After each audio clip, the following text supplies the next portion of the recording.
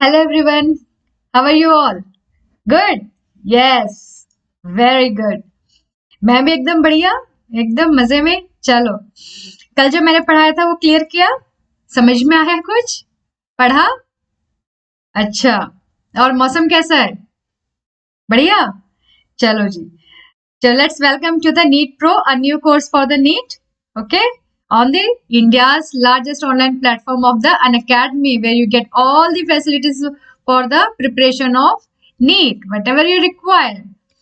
Okay, but before that, let me introduce myself. Myself, Rekha Daya, MSc MPhil in Zoology, cleared CSIR NET exam, and I have an experience of 12 years. And that experience of 12 years, now I'm going to share with you, and I'm here on the platform of the Unacademy.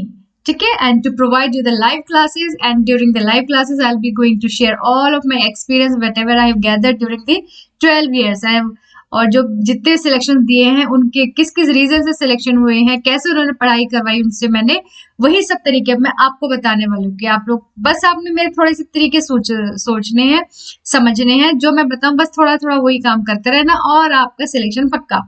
ठीक है, क्योंकि इस बार आप देख भी चुके हो cut off कितनी हाई गई है, तो बच्चे थोड़ा कमर पे बेल्ट बांध लो बढ़िया से, क्योंकि तैयारी तो भाई मेहनत करनी पड़ेगी।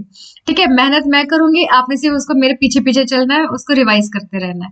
दैट्स इट, और मुझे आपसे कुछ भी नहीं चाहिए। फाइन, चलो। I have mentored near about 3 lakhs of students.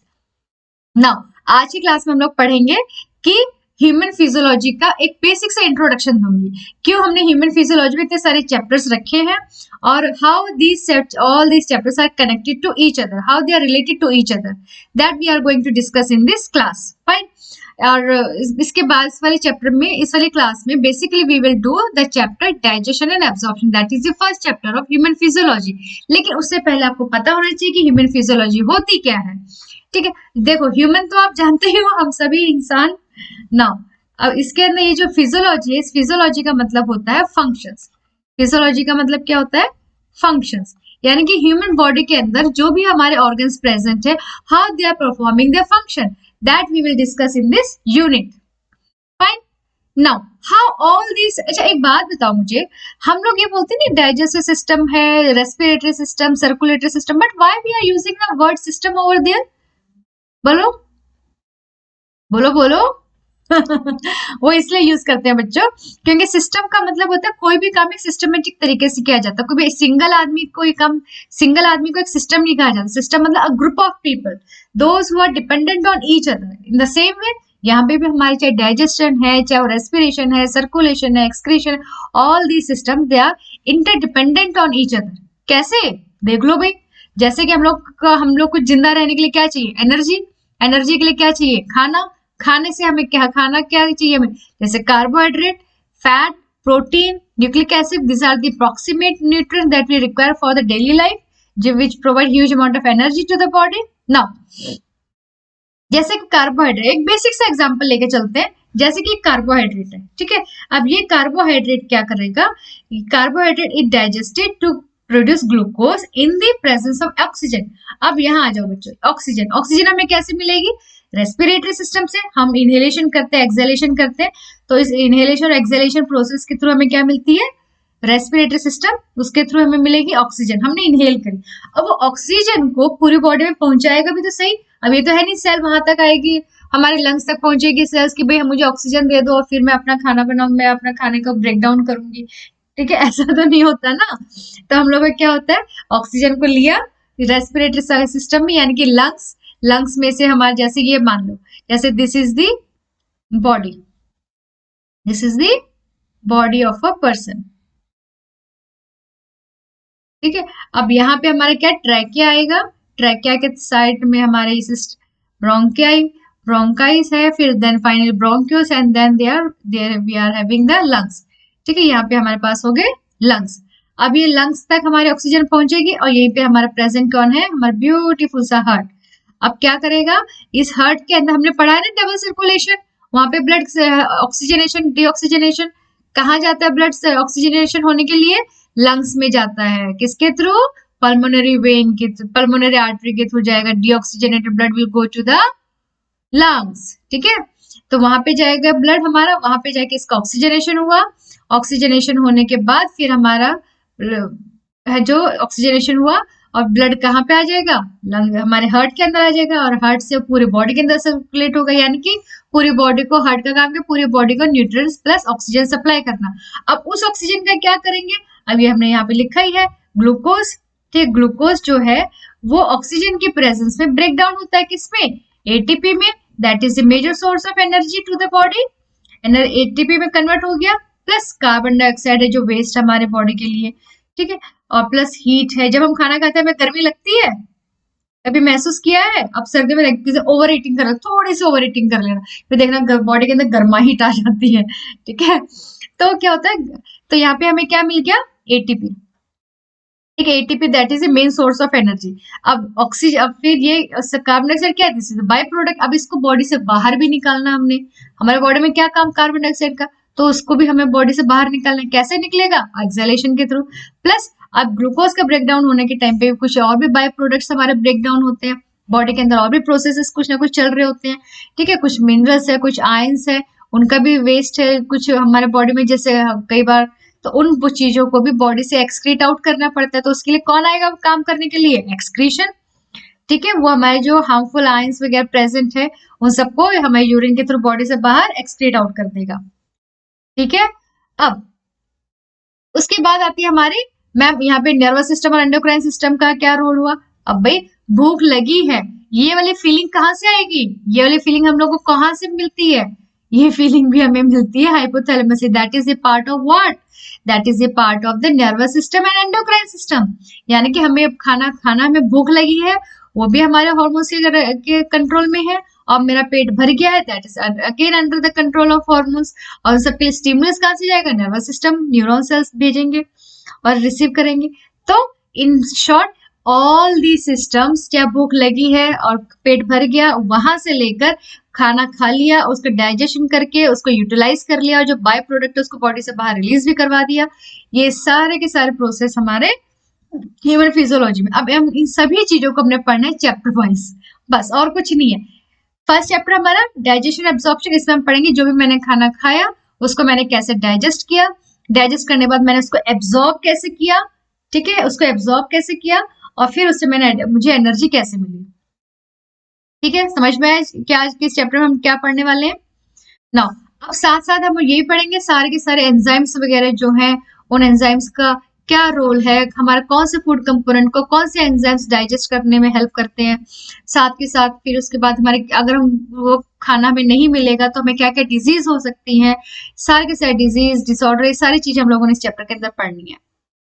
Clear है, बिल्कुल, चलो जी। लेकिन ये सबसे पहले आप लोग को बता देना चाहते हो, let's crack NEET UG exam, that is India's largest online platform of the Unacademy, जहां पे आप लोगों को, भाई देखो अभी तक मैंने जितनी बातें बताई ये सब एक सीक्वेंस फॉर्म में, सिस्टम, डाइजेस्टिव सिस्टम, ऐसे ही जब आपकी पढ़ाई का एक सिस्टम बनता है, एक सीक्वेंस बनती है, तभी वो फ्रूटफुल होते हैं, तभी उसमें आपको सक्सेस मिलती है, तभी उसका रिजल्ट आता है, ठीक है। हज़ार्डली काम करते रहोगे तो बिना अनसिस्टमेटिकली काम करोगे तो कोई भी चीज सक्सेसफुल नहीं होती, कोई भी अच्छा रिजल्ट हमारा नहीं आता। तो उसके लिए क्या करना पड़ता है हमें, उसके लिए बच्चों हमें लेना पड़ेगा सब्सक्रिप्शन, तभी आपका एक सीक्वेंस बनेगा पढ़ाई का, क्योंकि फिर आपको मिलेगी लाइव क्लासेस, और लाइव क्लासेस में आपको ऐसी फीलिंग आती है जैसे कि आप अपने ऑफलाइन क्लासेस में लाइव क्लास में बैठे हुए हैं, ठीक है। बस आपका शोर मुझे सुनाई नहीं देता, आपका वो शोर आप चैट बॉक्स के थ्रू पता चलता है, भाई आप इस टाइम में सोच कर, अब बेहतर होता है कि आप अपने कंफर्टेबल एनवायरनमेंट में बैठकर अपना अच्छे से पढ़ाई करते हो, लाइव क्लासेस ज्वाइन करते हो, एक अच्छा फील आता है, आपको चीजें अच्छे से समझ में आती है, ठीक है। यहाँ पे प्लस का सब्सक्रिप्शन लेने से क्या मिलता है आपको, डेली लाइव क्लासेस मिलती है, ठीक है, डेली लाइव क्लासेस मिलेंगी, और इसके साथ आपको एक स्ट्रक्चर्ड कोर्स मिलेगा, स्ट्रक्चर्ड कोर्स मिलने के साथ साथ आपको क्या मिलेगा, लाइव टेस्ट एंड क्विजेस मिलेंगे, यानी कि आपका क्या रहता है इसके अंदर कि जो क्विज होता है वो भी आपका लाइव होता है, जो टेस्ट होता है आपका 45 मार्क्स का, 45 क्वेश्चंस का जो टेस्ट होता है वो भी आपका लाइव होगा। मतलब उससे क्या फायदा होगा कि साथ साथ पोलिंग होगी, साथ ही साथ आपका रिजल्ट आ जाएगी, यानी कि 2-3 दिन आपको आंसर की के लिए वेट करना है या सोल्यूशन के लिए वेट करना है, ऑन द स्पॉट साथ के साथ आपकी सारी चीजें क्लियर होती जाएंगी। फायदा इससे क्या होगा कि आपका एक चैप्टर खत्म हुआ, उसी चैप्टर से रिलेटेड आपका टेस्ट लिया गया, हर एक क्लास के अंदर आपके लास्ट के मिनट्स में कुछ ना कुछ आपका क्विज दिया जाएगा, क्विज यानी कि ये नहीं कि अलग अलग चीजें पूछी जाएंगी, क्विज का मतलब जो चैप्टर आपको, जो टॉपिक उस क्लास में पढ़ाया गया उसी टॉपिक से रिलेटेड आपको क्वेश्चन पूछे जाएंगे, ठीक है। और साथ में सबसे बढ़िया ये क्या है आपका अनलिमिटेड एक्सेस, यानी कि सब्सक्रिप्शन एक, क्लासेस सारी, सब्जेक्ट सारा। यानी कि जैसे हम अगर नीट के बारे में बात करते हैं, हम लोग अब नीट के बारे में बात करते हैं, तो नीट के अंदर कितने सब्जेक्ट होते हैं हमारे, physics, chemistry and bio. Bio के अंदर फिर से दो पार्ट्स हो जाते हैं हमारे, बॉटनी एंड जूलॉजी। तो क्या आपने सिर्फ एक सब्जेक्ट का सब्सक्रिप्शन लेना है और आपको सारे सब्जेक्ट की क्लासेस आपको आराम से फ्री में मिलेगी, ठीक है ये वाली बात। अब इसके साथ साथ आपको और क्या फैसिलिटी मिल रही है, ये तो है प्लस सब्सक्रिप्शन लेने के लिए साथ। अब इसके साथ अगर आप आइकॉनिक सब्सक्रिप्शन लेते हैं तो बच्चों आपको मिलेगा सुख दुख का साथी साथ में, ठीक है। इसमें क्या होगा कि आपके जो हमारे जो एक्सपर्ट्स हैं, एक्सपर्ट एजुकेटर हैं in the particular field of the particular subject, वही आपको एक पर्सनल कोचिंग देंगे। यानी कि आप कहीं डाउन फील कर रहे हैं, आप कहीं पे प्रॉब्लम आ रही है, आपको तैयारी ठीक से नहीं हो रही है, अभी मैं पढ़ाई कर रहा हूँ लेकिन मेरे मार्क्स ठीक नहीं आ रहे, I am not able to score good marks, कौन सा सब्जेक्ट कैसे पढ़ना है, ये सारी की सारी गाइडेंस आपको हमारे पर्सनल कोच देंगे। ये आपको बताएंगे कौन से सब्जेक्ट कैसे करना है। They will get one on one guidance from top exam experts as your personal coach to align your preparation strategy. साथ में यही कोच आपका स्टडी प्लानर भी बनाकर देंगे आपको, ये आपको स्टडी प्लानर भी बनाकर देंगे साथ के साथ, कि आपको कौन सा टाइम कितना पढ़ना है। The ace of preparation with a customized study plan and bi-weekly review that highlight your progress। साथ के साथ हफ्ते में 2 बार आपसे पूछेंगे और आपको बताएंगे यस ये आपका टाइम टेबल दिया गया था, आपने इसमें पढ़ाई करी तो आपको इसमें क्या इंप्रूवमेंट हुई है, और अगर इंप्रूवमेंट नहीं हुई तो कहाँ लैकिंग है। आपको हर समय आपको गाइड करते रहेंगे, हर समय आपको गाइडेंस मिलेगी, एक एक्सपर्ट गाइडेंस, ठीक है। एक एक्सपर्ट गाइडेंस बच्चे is very important. Expert guidance is highly important for the preparation of these competitive exams, क्योंकि वो आपको समझ सकते हैं, उन्होंने इस एग्जाम को बहुत बारीकी से समझा हुआ होता है, तो वही बारीकियां वो आपको समझाते हैं भाई कहाँ कैसे टाइम कैसे कौन से सब्जेक्ट को पढ़ने से you can score very good marks. और भाई आप लोग को कट ऑफ तो पता ही है, इस बार क्या आसमान छू है, आसमान को ही छू लिया, कट ऑफ इतने हाई गई है, ठीक है। इसलिए भाई उसी हिसाब से तैयारी करनी पड़ेगी, वो नहीं जो आपको 400 450 में भी सिलेक्शन हो जाया करता, वो टाइम चला गया ना। साथ के साथ आपका क्या होगा, टेस्ट की एनालिसिस भी की जाएगी, ठीक है। सॉरी यहाँ पे आपकी टेस्ट की एनालिसिस भी की जाएगी। टेस्ट एनालिसिस में क्या होगा कि जो भी आपने टेस्ट दिया उसमें जितने भी मार्क्स आए हैं, तो आपके कम है ज्यादा है जो भी है, वो सारी चीजें आपको गाइड किया जाएगा। भाई कम आए हैं तो आप कैसे इंप्रूव कर सकते हो, ये सारी बातें। And all benefits of plus तो आपको है ही, बेनिफिट जो प्लस सब्सक्रिप्शन पे आपको जो बेनिफिट्स मिल रहे हैं वो तो आपको मिलेंगे ही मिलेंगे, जैसे कि लाइव क्लासेस है, फिर मॉक टेस्ट है, क्विज है, स्ट्रक्चर्ड बैचेस कोर्स है, and with all the exam syllabus, ठीक है। नाउ वही बात है, देखो प्लस के अंदर आपको क्या फैसिलिटीज है, सिर्फ एडुकेटर से पढ़ना मिलेगा, इंटरेक्टिव लाइव क्लासेस है, स्ट्रक्चर्ड कोर्स है, लाइव टेस्ट एंड क्विजेस है, और आइकॉनिक में ये सारी फैसिलिटीज तो है ही जो आपको प्लस में मिल रही है। साथ में आपको personal coach, study planner, expert की गाइडलाइंस एंड टेस्ट एनालिसिस, ये चीजें भी मिलेंगी, ठीक है बच्चों। और फीस पे आ जाते हैं, भाई जो मेन बात है वो तो अपने कर ही नहीं फीस बड़ी नॉमिनल से फीस है बच्चों। देखो आज जो बच्चों ने ऑफलाइन क्लासेस ज्वाइन करी हुई है उन लोगों को तो पता है कि ये फीस कोई बहुत ज्यादा नहीं है, ये फीस बहुत नॉमिनल है। और हमारे जो, अब ये भी समझ लो कि ऑनलाइन के कोई अलग टीचर्स नहीं होते, आपके जो ऑफलाइन में पढ़ाते थे अब लॉकडाउन में वही सारे के सारे आपके ऑनलाइन ट्रैक पे आ गए। तो जो वो ऑफलाइन क्लासेस के दौरान पढ़ाते थे वही सेम चीजें यहाँ पढ़ा रहे हैं, लेकिन फायदा आपको हो रहा है, ठीक है। हमें तो वही बोर्ड पढ़ाना है, लेकिन आपको फायदा क्या है, आप अपने घर के कंफर्टेबल एनवायरनमेंट में बैठकर पढ़ रहे हो, कहीं बस में नहीं जाना, बस से उतरो फिर रिक्शा करो फिर आप वॉकिंग डिस्टेंस, वो सब चीजों का झंझट ही खत्म, घर में बैठकर अपना आराम से पढ़ो। जिस टाइम आपको पढ़ना है अपने कंफर्टेबिलिटी के हिसाब से पढ़ना, यानी कि हाय रात को देर तक पढ़ा फिर सुबह जल्दी उठना है, कोचिंग जाना है, कोचिंग, वो टेंशन खत्म। आपने सुबह अपने टाइम से उठो, ठीक है, ये रात को अपने टाइम से जिस टाइम सोना है होता है वो करो, और साथ में आप अपना टाइम टेबल देख लो, भाई इस टाइम पे मुझे जगना है, इस टाइम पे मुझे फिजिक्स पढ़ना है, उस टाइम पे कौन से हमारे एडुकेटर से जो लाइव पढ़ा रहे हैं अब उन और कौन सा टॉपिक चल रहा है वो वाला अपने अटेंड कर सकते हो। अदरवाइज आप पूरा, जैसे आप सब्सक्रिप्शन ले लेते हो तो आपका जैसे कोई भी एक टॉपिक है वो आपको लिस्ट पता चल जाएगी, भाई ये वाला टॉपिक कौन से एडुकेटर कौन से टाइमिंग पे करवा रहे हैं, वो सब आपको पता चल जाएगा। तो आप अपने कंफर्टेबिलिटी के हिसाब से उन वाले एडुकेटर की क्लास अटेंड करो। बस फर्क क्या है, आप लोग बस मेरा प्रोमो कोड यूज कर लो, मेरा प्रोमो कोड यूज करने से क्या होगा कि आपको मिलेगा 10% डिस्काउंट, 10% डिस्काउंट। तो अब बताओ 10% डिस्काउंट के बाद फीस कितनी रह जाती है? यहाँ 12 मंथ की फीस कितनी थी? 12 मंथ की फीस थी आपके 65,000। आइकॉनिक सब्सक्रिप्शन के बारे में बात करें बच्चे, जिसमें आपको आपका सुख दुख का साथी मिलेगा, जिसमें आपको एक पर्सनल कोच मिलेगा, उसमें 12 मंथ यानी कि 1 साल की फीस कितनी है? 65,000। ठीक है, और 24 मंथ की फीस कितनी है? 1 लाख। और वहीं आप मेरा प्रोमो कोड यूज करते हो तो आपकी फीस कितनी हो गई? वो जो 65 थी, अब आपकी आप हो गई वो फीस आपकी सिर्फ 58,500। और 24 मंथ की फीस कितनी हो गई? 90,000। कब? जब आप मेरा प्रोमो कोड यूज करते हो, तब जाके आपको मिलेगा 10% डिस्काउंट। लेकिन एक और अच्छी चीज है बच्चों इसमें, कि ये नहीं है कि आपने मेरा प्रोमो कोड यूज किया तो आप सिर्फ मेरी ही क्लासेस अटेंड कर सकते हो, आप किसी भी एडुकेटर की क्लासेस अटेंड कर सकते हो। ठीक है, बस प्रोमो कोड मेरा यूज करके आप क्या हो जाएगा? आप आरडी मैम की स्टूडेंट कहलाओगे। Yes, we are the student of RD ma'am. Fine, ये बात है। अब है आपका प्लस सब्सक्रिप्शन के बारे में। प्लस सब्सक्रिप्शन की फीस कितनी है? आपकी 12 मंथ की फीस है आपकी, यानी कि 1 साल की फीस है 38,500। ठीक है, इसमें आपको एक्सपर्ट गाइडेंस नहीं मिलेगी, इसमें आपको अपने आप से अपना खुद का ही कोच बनना पड़ेगा। ठीक है, लेकिन वो तो है हल्का फुल्का, हम लोग तो बताते रहेंगे, लाइव क्लासेस में हम आपको गाइड तो करते रहेंगे ना। 24 मंथ की फीस कितनी है? ये देखो 56,000। और वहीं पे अगर आप मेरा प्रोमो कोड यूज कर लेते हो, जो कि है रेखा 01, तो आपको इसके ऊपर मिलेगा आपको 10% डिस्काउंट, और फिर आपकी फीस हो जाती है सिर्फ ये 34,650। और 24 मंथ की फीस हो जाती है आपकी 50,400।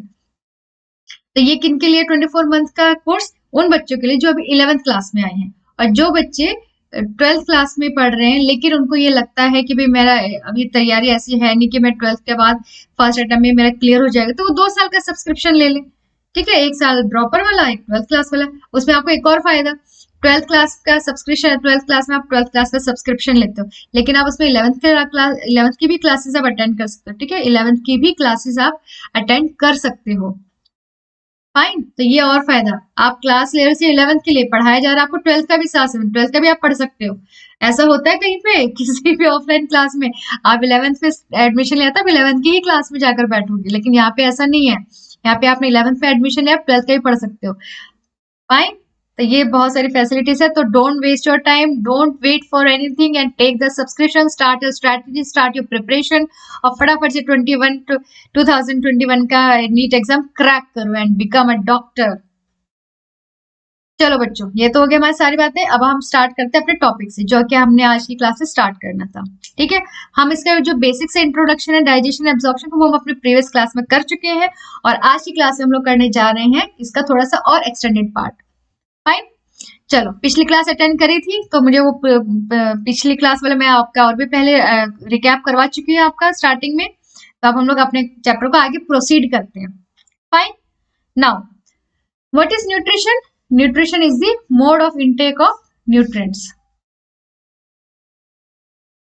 यार हो गया, हाँ, mode of intake of nutrients is called nutrition. And nutrients are what? Nutrients are those components of the food that provide you energy. ठीक है, अब ये न्यूट्रिएंट जो होते हैं हमारे, ये these nutrients are of 2 types. एक हो गया आपका proximate nutrient और एक हो गया preventive nutrients. अब proximate nutrient के बारे में हम अगर बात करते हैं तो क्या होगा? They are the main parts of the food. They are the main part of the main components of our diet. जैसे कि proximate यानी कि they are also called macro molecules. ठीक है, and they are required in the large amount because they provide energy. ठीक है, they provide energy. They provide energy. जैसे कि कौन होंगे हमारे? Carbohydrates, protein, fat and nucleic acid. These are the proximate nutrients that provide you energy. Now, second हो गया हमारा कौन? सेकेंड हमारा प्रिवेंटिव। प्रिवेंटिव न्यूट्रिएंट्स को हम और किस नाम से बुलाएंगे? माइक्रो मॉलिक्यूल्स और माइक्रो न्यूट्रिएंट। ठीक है, why they are called so? Because they are required in a small amount. ठीक है, they are required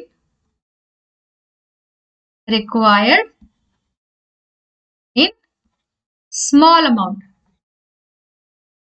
They don't provide energy.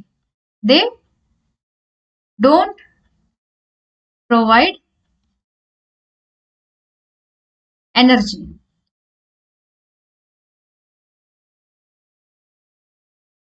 But they prevent us from the disease. But they prevent us from disease. Fine. जैसे कि हो गया हमारा water. समझ में आया water is why it is so important. Water, minerals and then vitamins. Vitamins. ठीक है. तो these are the preventive nutrients. इनकी डेफिशिएंसी होने से, वाटर है, मिनरल है, विटामिन, इनकी डेफिशिएंसी होने से डिजीज हो जाती है. इसलिए दे prevent us from the disease. इसलिए इनका नाम रखा गया है. क्या नाम रखा गया इनका? इसका नाम रखा गया preventive nutrients, because these are the nutrients they don't provide energy but they prevent us from the disease. Now अब एक बात बताओ, आप लोग को ये कैलकुलेट करना आता है कि हमें एक दिन में कितने कैलोरीज ऑफ एनर्जी चाहिए होती है? कैसे कैलकुलेट करोगे? जब हम लोग चिप्स वगैरह है, कुरकुरे, उनके रेफर्स खा, वो चिप्स और कुरकुरे खाते हैं तो उनके पैकेट के पीछे कभी देखा है कंपोजिशन में लिखा हुआ होता है कि उसमें कितनी calories of energy it is. This packet 50 ग्राम वाला या 100 ग्राम वाला चिप्स है जो वो आपको टोटल कितने amount of energy it is providing. करा है कभी? बताती हूँ आपको कैसे बताते हैं वो. ठीक है, कैसे करेंगे वो बताती हूँ आपको अभी. नाउ ये क्या है? Here is the physiological value. Physiological value मतलब complete combustion of a food in the body, that is called the physiological value. और फिर आपकी calorific value. Calorific value is the complete combustion of food in the bomb calorimeter, यानी कि that means in the lab conditions. Now अब क्या होता है ये या और इस स्टेटमेंट की एक्चुअल मीनिंग क्या होगा कि एक ग्लूकोज का मॉलिक्यूल जब ब्रेक डाउन होता है, वन ग्लूकोज मॉलिक्यूल जब ब्रेक डाउन होता है तो कितनी amount of energy it produces, that we calculate. ठीक है, that is the physiological value. लेकिन बस इतना है, फिजियोलॉजिकल वैल्यू हमारी बॉडी के अंदर और कैलोरीफिक वैल्यू लैब कंडीशन में इन दी बॉम कैलोरीमीटर में मेजर की जाती है. थोड़ा सा स्लाइटली फर्क होता है दोनों के वैल्यू में, लेकिन हम अपना सिंप्लीफाई करने के लिए इनके कुछ वैल्यूज लेते हैं. जैसे कि कार्बोहाइड्रेट है, जैसे कि हमारा हो गया कार्बोहाइड्रेट. कार्बोहाइड्रेट इसकी फिजियोलॉजिकल वैल्यू क्या होती है? इसकी फिजियोलॉजिकल वैल्यू है 4. ऐसे ही प्रोटीन, प्रोटीन की भी है 4. थोड़े से पॉइंट्स में फर्क होता है लेकिन हम लोग इसको सिंप्लीफाई करने के लिए यही यूनिट यूज करते हैं. फिर है फैट. फैट की है 9. फैट सबसे ज्यादा अमाउंट ऑफ एनर्जी प्रोड्यूस करता है, लेकिन फिर भी हम लोग फैट नहीं खाना चाहिए क्योंकि इसको डाइजेस्ट होने में टाइम ज्यादा लगता है, तो उस टाइम नहीं. और दूसरा ये क्या स्टोर हो जाता है बॉडी के अंदर. ये हो गया इनकी फिजियोलॉजिकल वैल्यू. अब बताते हो कैसे करेंगे, हम कैसे कैलकुलेट करेंगे. अब देखो, जैसे कि आपने खाई एक रोटी, रोटी के अंदर क्या होता है? कार्बोहाइड्रेट. और कार्बोहाइड्रेट की हमारी फिजियोलॉजिकल वैल्यू कितनी है? 4. ठीक है, इसकी वैल्यू कितनी है? 4. तो अब जैसे मान लिया कि आपने 20 ग्राम्स की एक चपाती खाई है तो उसको हम मल्टीप्लाई करेंगे 4 से. आपको एक प्रॉपर खाना दिया गया, उसके अंदर आपको रोटी है, दाल है और रोटी के ऊपर घी रखा हुआ है. ये आपको डाइट दी है, तो आपको पता है करने की भी इस 2 रोटी और ये दाल है जो और ये इसके ऊपर घी लगा, इससे मुझे कितने amount of energy I am going to get. कैसे पता चलेगा? जैसे रोटी आपने मान लिया 20 ग्राम्स की है, इसको मल्टीप्लाई करेंगे 4 से क्योंकि इसकी फिजियोलॉजिकल वैल्यू क्या है? 4. प्लस प्रोटीन की भी, प्रोटीन आपने खाया माना कि 30 ग्राम्स, तो इसको मल्टीप्लाई करेंगे 4 से क्योंकि इसकी वैल्यू फिजियोलॉजिकल वैल्यू कितनी है? 4. प्लस आपने फैट रखा उसके अंदर, कितना रखा? मान लेते हैं आपने 50 ग्राम का घी रखा उस पर, उसको मल्टीप्लाई करेंगे 9 से. तो इन सबको, इस इक्वेशन को सॉल्व करो. That much amount of energy, kilo calories of energy you will get from that थाली. ठीक है, कैसे कितना आ जाएगा देखते हैं. चलो कितना हो गया हमारा? कितना हो गया? 4 2 8, 80 प्लस 4 3 12, 0 प्लस 120 प्लस 5 9 45 बाप रे, इतनी सारी अमाउंट ऑफ एनर्जी मिल रही है आपको 50 ग्राम घी से, सोचो। ठीक है, 450, बाप रे। एक चम्मच घी। चलो, तो ये टोटल कितना हो जाएगा, अब इनको प्लस कर लो और इतने आपकी वो सोल्यूशन आ जाएगा, उतना ही आपकी कितना आ जाएगा, इतना ही आपका kilo calories of energy you will get from that थाली, जिसके अंदर आपका एक आलू का पराठा है। ठीक है, यानी कि सिंपल, और कैन से आलू का नहीं यूज करके आलू में फिर स्टार्च हो जाएगा, उसको हमें अलग से कैलकुलेट करना पड़ेगा। तो हो गया इतना। अब देखो फैट के बारे में जो हम लोग बात कर रहे हैं, तो यहाँ पे जो वेफर्स जो होते हैं आपके, उनके पीछे लिखा होता है saturated fat, trans fat, unsaturated fat, तो कुछ भी लिखा है, जितना भी लिखा है उसको हमने 9 से मल्टीप्लाई करना है। ठीक है, तो आपका टोटल आ जाएगा कि कितना amount of energy you are going to get from that particular food. Clear है बच्चों? बिल्कुल। अब ना कैलकुलेट करके बताओ, 80 प्लस 120 प्लस 450 कितना होगा, और हमें चैट बॉक्स में बताना। ठीक है, कितना कितना आंसर आ रहा है। चलो जी, इतना तो प्लस करना आता ही है। अब ऐसे थोड़े ना आ रहे हैं मैम। चलो कोई बात नहीं, करके बताना मुझे। चलो जी, ठीक है, ये हो गया हमारा। अब नेक्स्ट हम लोग पढ़ते हैं डाइजेस्टिव सिस्टम के बारे में। लास्ट क्लास में हम लोग कर भी चुके थे, फिर एक क्विक सा रिकैप कर लेते हैं कि हमारा डाइजेस्टिव सिस्टम में कहाँ से स्टार्ट हो रहा है, हमारा माउथ। हमारा हो गया ये माउथ। ठीक है, माउथ क्या होता है, the space between the lips, that is called mouth. यहाँ लिखा है बकल कैविटी, बकल कैविटी अंदर जाके हो जाता है। माउथ हो गया हमारा, यानी कि space between the lips, mouth. फिर हमने लास्ट क्लास में पढ़ा था वेस्टिब्यूल, माउथ के पार्ट से ही वेस्टिब्यूल, यानी कि space between teeth and cheek inside, that is called your vestibule part, यानी कि लिप्स हो गए, अंदर ये दांत हो गया, उनके बीच का जो स्पेस है that is your vestibule part. Now उसके बाद हमारे क्या आ जाए, बकल कैविटी। बकल कैविटी के अंदर हमारी क्या आ जाती थी, पैलेट है, टंग है, टीथ है, these are present in the buccal cavity. Clear? Now उसके बाद क्या था हमारा, उसके बाद माउथ के बाद क्या आ जाएगा, माउथ के बाद क्या स्टार्ट होगा हमारा, बताओ। माउथ के बाद हमारा यहाँ पे आएगा फेरिंजल पार्ट। ठीक है, यहाँ का पार्ट होता है थोड़ा सा फेरिंजल पार्ट, यहाँ पे ये हो गया, ये हो गया आपका नॉस्ट्रिल, ये बकल कैविटी, दोनों मिलकर एक कॉमन पैसेज हो गया, this is the pharynx, this part is called the pharynx. ठीक है, फेरिंग्स, फेरिंग्स के अंदर क्या है, फेरिंग्स हमारा is the common passage for food and air, आपका एनसीईआरटी बुक की लाइन है, और जो एग्जाम में कई बार क्वेश्चन आ चुका है, ये आपका नीट के पेपर में क्वेश्चन कई बार आ चुका है, which one of the following is the common passage for food and air. तो pharynx is the common passage for food and air. यहां से नजर भी आ रहा है, ये फेरिंग्स हो गए, यहाँ से हमारे एयर पास ऑन हो रही है, यहाँ से हमारा फूड पास हो रहा है, दोनों फेरिंग से ले होते हुए तब जाके आगे जाएंगे। अब यहाँ पे हमारा ईसोफेगस आ गया, तो यहाँ पे साथ में हमारा क्या हो जाता था, ये ट्राइकिया स्टार्ट हो जाती है, तो एयर है जो यहाँ ट्राइकिया में चली गई और फूड हमारा ईसोफेगस में आ गया, सिंपल। ठीक है, तो फिर उसके बाद क्या होता है, अब चलिए इन चीजों को हम लोग डिटेल में पढ़ते हैं, ये तो आपका डायग्राम समझ में आ गया। अब बच्चे एक बात बताओ, एक सिलोम करके टर्म आती है, पता है इसका, एनिमल किंगडम में पढ़ा है आप लोगों ने, सिलोम। सिलोम क्या, हम लोग क्या सिलोमिक एनिमल्स है हम लोग, सिलोम का तो हमारे में क्या ऐसा हो गया, tube with in a tube. ठीक है, यानी कि एक तो ट्यूब हो गई ये बॉडी की, एक तो ये ट्यूब हो गई पूरी बॉडी की, इसके अंदर ये एक और ट्यूब आ गई। हमारे एलिमेंट्री कैनाल है क्या, कैनाल किसे बोलते हैं, जिसकी दो ओपनिंग्स होती हैं, एक ओपनिंग होगी उसकी माउथ और दूसरी ओपनिंग होगी उसकी anus, this is the alimentary canal. ठीक है, तो एक ओपनिंग से कैनाल क्या होता है, जिसके दो माउथ होते हैं, दो एंड्स होते हैं, तो ये हो गया आपका, इसीलिए इसको बोला जाता है एलिमेंट्री कैनाल। फाइन, नाउ ये हो गया आपकी एक कैविटी, इस कैविटी के अंदर में फिर हमारे सारे के सारे ऑर्गन्स रखे हुए हैं।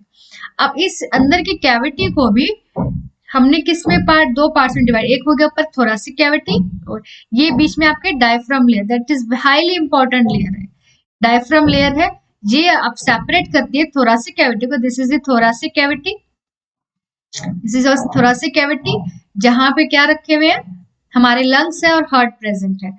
ठीक है, और ये थोरासिक कैविटी, और इसको एब्डोमिनल कैविटी, ये नीचे वाले जो हिस्सा है सारे को बोलते हैं एब्डोमिनल कैविटी। तो इस एब्डोमिनल कैविटी को थोरासिक कैविटी से सेपरेट किया हुआ है किसने, एक डायफ्राम लेयर है, दैट इज वेरी पतली सी लेयर, डायफ्राम लेयर ने इसको सेपरेट किया हुआ है। ठीक है, नाउ इसके बाद क्या है, अब ये हो गया हमारा इसोफेगस, इसोफेगस कहाँ जाके ओपन होगा? स्टमक में, स्टमक से कहाँ जाएगा? Small intestine, then large intestine and then rectum. Through rectum के साथ साथ कहाँ निकल जाएगा? बाहर, एनस के थ्रू, जो भी हमने खाया, जो वेस्ट, जो अनअब्सॉर्ब मटेरियल रह गया। अब इसी चीजों को हम पढ़ेंगे थोड़ा सा डिटेल में, ठीक है, एक एक टर्म को। माउथ, माउथ आपको बता दिया था मैंने। माउथ क्या होता है? That is space between, space between two lips. Vestibule क्या हो गया? स्पेस बिटवीन, बताओ, टीथ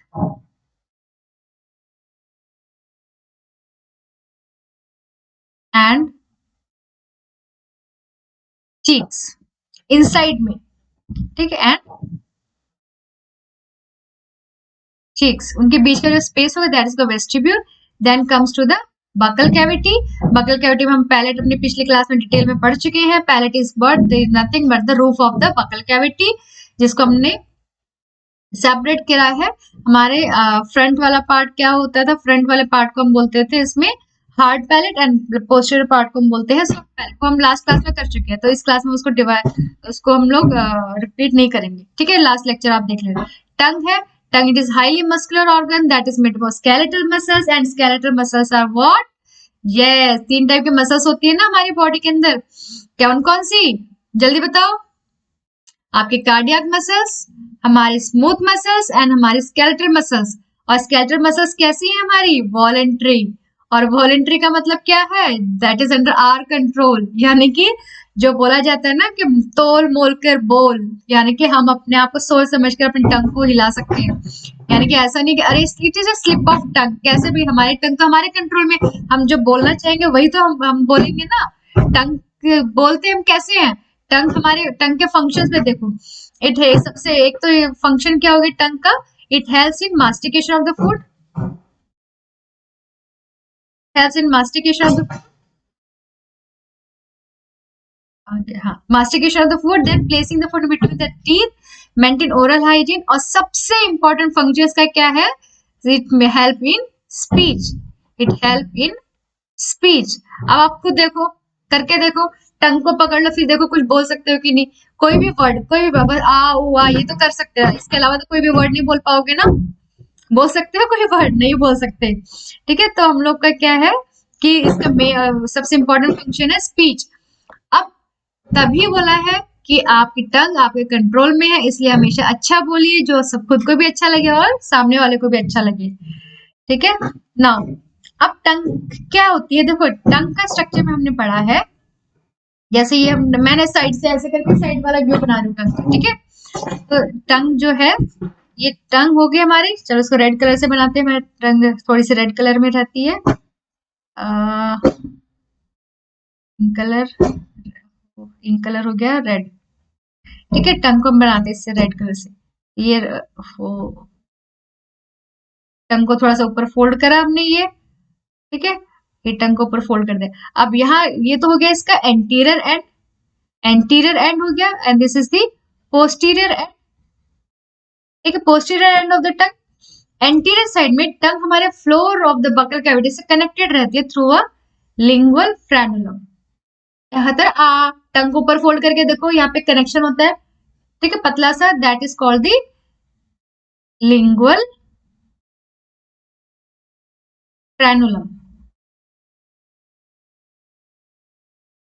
और पीछे के साइड में हमारी टंग है जो हमारे बकल कैविटी के साथ अटैच रहते हैं through a hyoid bone, C shape bone होते, this is the hyoid bone, hyoid bone. यानी कि पोस्टीरियर साइड से ये हमारे बकल कैविटी के साथ कनेक्टेड किसके साथ है? हायोइड बोन से, और आगे की तरफ में यानी कि एंटीरियर साइड में किसके साथ कनेक्टेड है? लिंगुअल फ्रेनुलम ने इनको सपोर्ट दिया हुआ है, ठीक है। अब आ जाती है हमारी बारी, टंग के ऊपर क्या प्रेजेंट है। टंग को आ करके बाहर निकल के देखो क्या क्या प्रेजेंट है। जब टंग को अच्छे से क्लीन करते हो टंग क्लीनर से, तब महसूस होता है कि हमें टंग के ऊपर कुछ ना हमारे अपवर्ड से प्रोजेक्शंस हैं, ठीक है, कुछ बाहर निकले हुए कुछ कुछ ना प्रोजेक्शंस थे हैं। उन प्रोजेक्शंस को हम क्या बोलते हैं? पैपिले, ठीक है, उन प्रोजेक्शंस को क्या बोला जाता है? पैपिले। तो क्या है, अब देखो पहले तो हमने टंग को 2 पार्ट्स में डिवाइड करा, ठीक है। एक बीच में हमारी होती है एक लेयर होती है प्रेजेंट ऐसे, सल्कस टर्मिनालिस, ठीक है। This is a layer that separate the tongue into 2 part, this is the sulcus terminalis, sulcus terminalis. और फिर ये उसको बैकवर्ड प्रोजेक्टेड करते हैं थ्रू दी फोरामेन सीकम, ठीक है, बैकवर्डली प्रोजेक्ट। अब ये वाला जो पोर्शन है पीछे वाला, this is the posterior part, जिसको हम बोलेंगे, क्योंकि फेरिंग्स के साथ कंटिन्यूएशन में जाएगी नहीं है, तो इसको हम बोलेंगे फेरिंजियल पार्ट, फेरिंजियल पार्ट। और जो नीचे वाला हिस्सा बच गया हमारा, नीचे वाला जो पोर्शन बच गया, this is your oral part of the tongue, oral part of the tongue. Clear है बच्चों, यहां तक समझ में आ गया? अब हमारे टंग को हमने फेरेंजियल पार्ट और ओरल पार्ट में डिवाइड करा। अब ओरल पार्ट जो है इसके ऊपर प्रेजेंट होते हैं कुछ पैपिले, अपवर्ड आउट ग्रोथ होता है। कभी टंग को अच्छे से क्लीन करना, फिर देखना कि कुछ प्रोजेक्शंस होते हैं, तो उन प्रोजेक्शंस को हम क्या बोलते हैं? Papillae. Those projections are called papillae. अभी पैपिले बच्चों हमारे पास होते हैं 4 टाइप के। नंबर 1 सर्कमवैलेंट पैपिले, ये कौन सा नंबर 1 हो गया? सर्कमवैलेंट पैपिले। कहाँ प्रेजेंट है? बैक साइड में, लार्ज साइज, सर्कम यानी कि सर्कुलर फॉर्म में प्रेजेंट है, तो ये हो गए लार्ज साइज के पैपिलेस प्रेजेंट है हमारे बैक साइड में, ठीक है। They are limited in number, they are not numerous, they are limited in number. फिर टंग का जो सेंट्रल लाइन है, सेंट्रल लाइन के ऊपर प्रेजेंट होते हैं हमारे थ्रेड लेग, हमने थ्रेड लेग बनाए हैं ना, इनको बोला जाता है filiform papillae. They are the most abundant papillae but they don't have taste bud. फिर इनका काम क्या है? इनका काम हो गया बच्चों, they help in friction, they provide friction. अब ये देखो, सोचो हमारी टंग बिल्कुल स्मूथ होती है, जैसे ग्लास होता है, एकदम स्मूथ होता है, तो हमारा खाना टिक पाता है टंग पे? कभी इधर स्लिप होता, कभी उधर स्लिप होता, तो होता ही नहीं खाना। तो उसमें टंग ही नहीं होती तो खाना हमारे दांतों के बीच में कैसे जाता? कभी करके देखना, टंग को बिना यूज किए आप मुंह में खाना डाला, उस देखो आप टंग के बिना आप खाने को अंदर एनगल्फ कर पाते हो कि नहीं कर पाते हो? तो सोचो बच्चों, tongue is highly important organ, सबसे इंपॉर्टेंट ऑर्गन तो है टंग ही है, तभी जाके हमारे अंदर के बाकी सिस्टम काम करेंगे जब हम अंदर उसको खाना भेजेंगे, ठीक है। और टंग बड़ी इंटेलिजेंट है, ये पे सारे टेस्ट बड है, अच्छा लगेगा तो अंदर, नहीं थे तो वापस बाहर, ठीक है। तो हो गया ये, हमने पढ़े सर्कमवैलेंट पैपिले जो लार्ज साइज के हैं, लिमिटेड इन नंबर है। फिर है हमारे इसके बाद सेंट्रल पार्ट जो है वहां पे प्रेजेंट और थ्रेड लाइक पैपिलेस, जिनको हम बोलते हैं फिलीफॉर्म। फिली का मतलब होता है सिर्फ फिली का फॉर्म, फिली का मतलब होता है थ्रेड, फिली का मतलब होता है थ्रेड, ठीक है। और उसके बाद है हमारा जो साइड वाला एरिया है, ठीक है, side pointer option in colour, yes green पे आ जाते हैं अब ना। जो साइड वाला एरिया है इसका, ठीक है, यहाँ पे प्रेजेंट है हमारे थोड़े राउंड राउंड शेप में, थोड़ा राउंड राउंड शेप, यानी कि इनको बोलते हैं फंजीफॉर्म पैपिले, यानी कि फंगस, यानी कि ऊपर से राउंड शेप के। आज टंग को अच्छे से क्लीन करके बच्चों ये करना क्लास के बाद, टंग अच्छे से क्लीन फिर देखना सारे पैपिले आपकी टंग के कहाँ प्रेजेंट है, ठीक है। तो ये हो गया हमारा फंजीफॉर्म पैपिले। फंजीफॉर्म पैपिले, इसके ऊपर प्रेजेंट होते सारे के सारे taste bud, all the taste buds are present over here, ठीक है। अब देखो पुरानी किताबों के अकॉर्डिंग तो क्या लिखा हुआ है कि हमारे जो टिप है, टिप के ऊपर प्रेजेंट है taste bud for the sweet, then on the lateral side में प्रेजेंट है सॉल्ट एंड सॉर के लिए, ठीक है, जो लेटरल साइड में है सॉल्ट एंड सॉर के लिए, और जो बैक साइड है वहां पे प्रेजेंट है taste bud for the bitter. But actually में क्या होता है बच्चों, जो लेटेस्ट रिसर्च है उसके अंदर पता चला है कि taste bud are present on the entire tongue. On this question again has come, ठीक है, ये क्वेश्चन आपका आ चुका है कि ये है आपका which of the following statement is correct, उस क्वेश्चन में आया था, उस टाइप के क्वेश्चन में आया था ये कि डज, ध्यान से सुनना, does the taste bud are present on the entire tongue और on the specific part of the tongue? समझे क्वेश्चन को? Does the taste buds are present on the entire tongue और on a specific part of the tongue? तो उसका answer क्या था? On the entire टंग, क्योंकि और हमारी जो बुक्स के अंदर क्या है, आपने अपनी सभी बुक्स के अंदर देखा होगा ना कि ऐसा ऐसा डायग्राम बनाया हुआ है, इसमें यहाँ पे लिखा हुआ होता है द स्वीट, ठीक है, यहाँ पे लिखा स्वीट, फिर यहाँ पे लिखा होता है सॉल्ट एंड सॉर, ऐसे करके लिखा, फिर यहाँ पे लिखा होता है बिटर। तो ये पुराना डायग्राम है, लेकिन नई रिसर्च में पता चला कि taste buds are present on the entire plate, even though taste buds are small amount of taste buds are present on inside of the cheek also, ठीक है। और साथ साथ में क्या, अंदर जो हमारे जो फेरेंजियल पार्ट है टंग का, यहाँ पे भी टेस्ट बड्स प्रेजेंट होते हैं। कई बार होता है जैसे हम जब दवाई खाते हैं, कड़वी लगती है, जब दवाई खाते हैं तो यहाँ पे तो हमने पानी से उसको अंदर पहुंचा दिया, लेकिन अंदर में हमें कड़वापन सा महसूस होता है, यानी कि वो फेरेंजियल पार्ट ऑफ द टंग जो है ना, फेरेंजियल पार्ट ऑफ द टंग, यहाँ पे हमें कड़वा कड़वा महसूस होता है। तो यानी कि taste buds are present over here also. Fine, चलो ये हो गया हमारा सारा टंग के बारे में। कोई डाउट, कोई दिक्कत? यहाँ पे बहुत इंपॉर्टेंट क्वेश्चन आने वाला है बच्चा, देखो। और एक, हाँ, एक लास्ट तो रह गया हमारा, फोलिएट पेपिले, कहाँ गया यार वो, हाँ, foliate papillae, they are absent in human, they are leaf like papillae, on this side में प्रेजेंट होते हैं ऐसे, लीफ लाइक पेपिले प्रेजेंट होते हैं ये, they are absent in the human, ठीक है। तो अब बाकी कितने पेपिले प्रेजेंट हो गया हमारे, फिर सर्कमवैलेट, सेकंड नंबर पे आ गया हमारा फिलीफॉर्म पेपिले, थर्ड नंबर पे आ गया पंजिफॉर्म पेपिले, एंड फोर्थ पे आ गया हमारा ये फोलिएट पेपिले। तो पेपिलेस होते हैं 4 टाइप के। अब ये देखो बच्चों, एक और चीज बताती हूँ, जो कार्निवोरस एनिमल होते हैं ना, जो फ्लैश ईटिंग होते हैं, उनकी जो टंग होती है उसके ऊपर ये जो फिलीफॉर्म पेपिले होते हैं ना, ये तो और भी ज्यादा कोनिकल होते हैं। देखा होगा आपने, वो तो अपनी टंग से ही ऐसे लीक करते हैं, उससे वो मांस उखाड़ लेते हैं, तो उनके तो और भी ज्यादा कोनिकल होते हैं। ये कौन से, फिलीफॉर्म पेपिले, ताकि उनको उसके जो फ्लैश है, फ्लैश को खाने में आसानी रहे, ठीक है।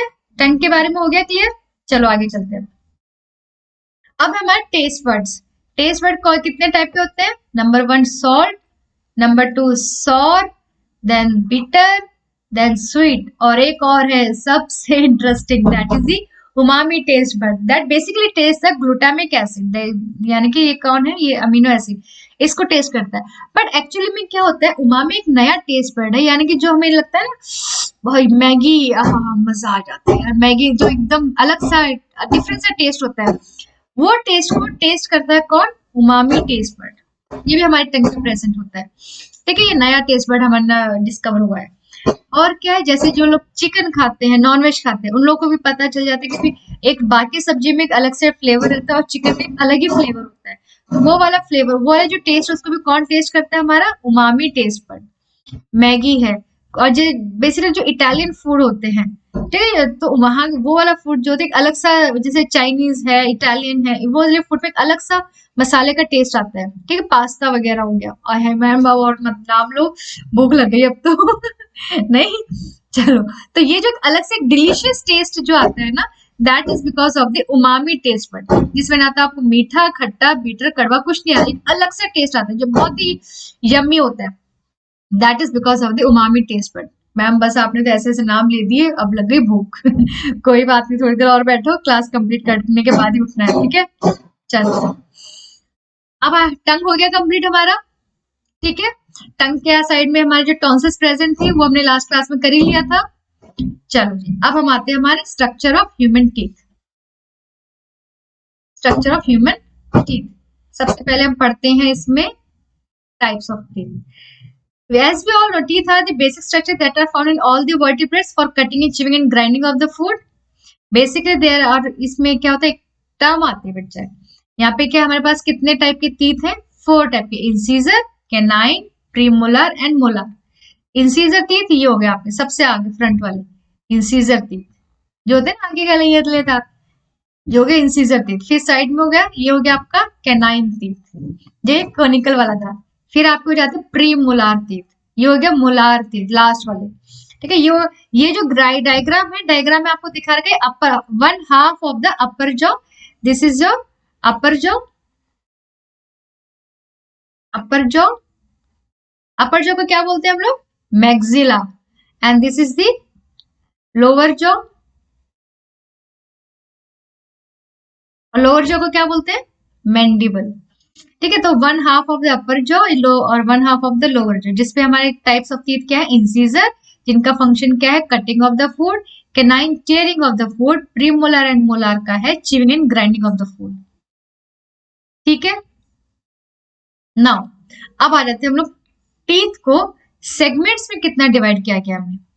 जो अब अपने दांत को देखो, ये जो व्हाइट पोर्शन है, ठीक है, और ये मत बोलो मैं मेरे दांत तो पीले हैं ठीक है, white portion of the teeth जो है, this is called the crown. ये जो white portion of the teeth हो गया, this is called the crown. 3 segments हमने टीथ को डिवाइड करा, ठीक है, we have divided the teeth into 3 segments, crown, neck and roots. Crown हो गया दैट विजिबल पार्ट जो हमें दिखाई देता है, क्राउन यानी कि visible part of the teeth. फिर आ जाता है हमारा नेक, यानी कि ये जो है हमारे, ये है हमारे गम्स, ठीक है, ये हमारे हो गए गम्स, रेड रेड कलर में ये गम्स है। तो गम्स के अंदर वाले पोर्शन, गम्स के अंदर जो पार्ट हमारा एम्बेडेड है, this is your gums. Gums में ये जो पार्ट एम्बेडेड होगा आपका, ठीक है।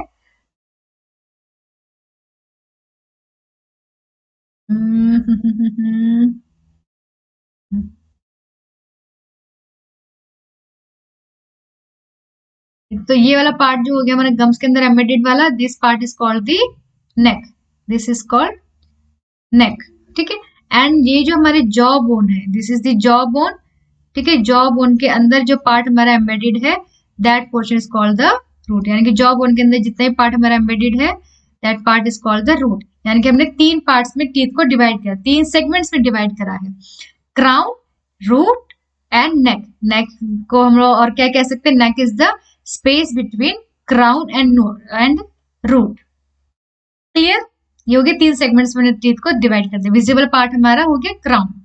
नाउ अब पढ़ते हैं इंटरनली टीथ को हमने कितने लेयर्स में डिवाइड करा। बच्चों अब ये जो टॉपिक है ना, ये समझ लो हर साल क्वेश्चन इस वाले टॉपिक में से आते हैं, and this is highly important question portion of the chapter. This is very important, हर साल इस वाले पोर्शन में से क्वेश्चंस आते हैं। अब इस टॉपिक को आपने बहुत ध्यान से समझना है। क्राउन पार्ट था हमारा, crown, neck and root, 3 layers में हमने 3 सेगमेंट्स में डिवाइड करा टीथ को। अब क्राउन पार्ट में क्या है, क्राउन पार्ट में हमारा जो है visible part, that is called the enamel, ठीक है। इनेमल, इनेमल के बारे में हम लिखे तो फर्स्ट पार्ट हमारा क्या हो गया, दैट इज द इनेमल, ठीक है। ये हो गया आपका enamel, that is that present in the crown, white region, fine. Now इसका ओरिजिन क्या होता है, इसका ओरिजिन क्या है, it originate from the ectoderm layer, ectoderm layer. Clear है, इंपॉर्टेंट है ये, ठीक है, this is important. Second important line, enamel part जो है, अब it is the hardest part of the body, it is the hardest part of the body. Clear, ये भी इंपॉर्टेंट है, पूरे एंटायर बॉडी सबसे स्ट्रॉन्गेस्ट एंड हार्डेस्ट पार्ट कौन सा है, that is the enamel. Third point, अब भी इतना हार्ड है तो कोई तो इसको बनाता ही होगा, कौन बनाता है, कोई सेल्स होंगे जो इसको सीक्रेट करेंगे, क्योंकि teeth is what, teeth is basically a tissue, teeth is basically it is made up of a tissue. और टिश्यू किसी से बने हुए, tissue is made of cells, made of cells, यानी कि कोई सेल्स ने इनको बनाया होगा। तो कौन से सेल्स है, अभी जो हमारा क्राउन इनेमल पार्ट है वहां पे प्रेजेंट होती है हमारी सेल्स, कौन से सेल्स है, these are your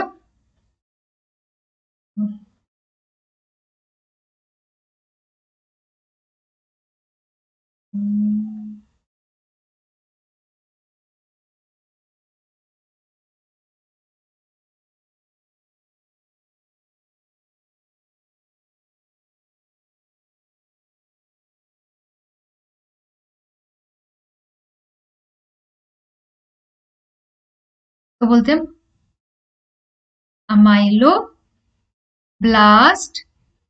सेल्स। तो कौन बनाता है इसको, ameloblast cell. This is very important, जो क्वेश्चन हर साल आता है और या किसी न किसी सेट में क्वेश्चन मिल ही जाता है आपको, अमाइलोब्लास्ट सेल, ठीक है।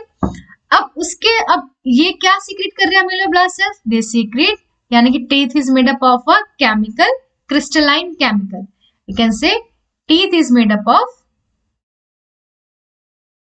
Teeth is made of crystalline salt. और बेसिकली कौन सी crystalline salts? Basically calcium carbonate and calcium phosphate. ठीक है. And little bit of fluoride is also present, and little fluoride. Fluoride हमें बहुत ऑप्टिमम अमाउंट में चाहिए होता है बच्चों. अगर ये लेस होगा, ठीक है, अगर ये बहुत ज्यादा हो गया तो भी हमारे दांतों को प्रॉब्लम, कम हो गया तो भी दांतों को प्रॉब्लम. एक्सेस अमाउंट में प्रेजेंट होगा, अगर ये हमारे एक्सेस अमाउंट में प्रेजेंट है तो then it will cause mottling of teeth, will cause mottling of teeth.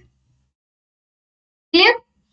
Now this is non-living part of the teeth basically, क्योंकि यहाँ पे अटैच करता है, लोग बहुत ज्यादा सेंसेशन होते हैं. We cannot say non-living, but it is very tough part. ठीक है. ये तो हो गया हमारा एनिमल के बारे में.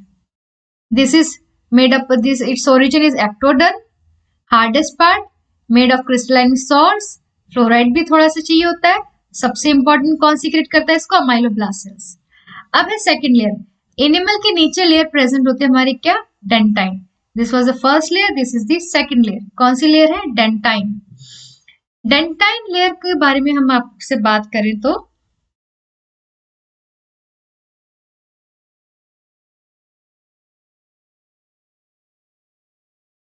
Dentine, dentine is the second layer. इसका ओरिजिन क्या है? इसका ओरिजिन है mesoderm.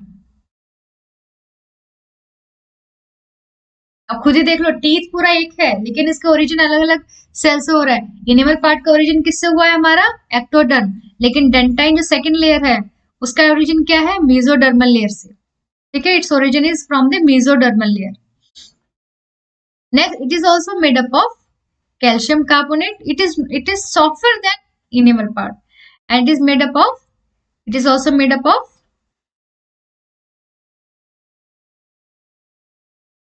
crystalline salt,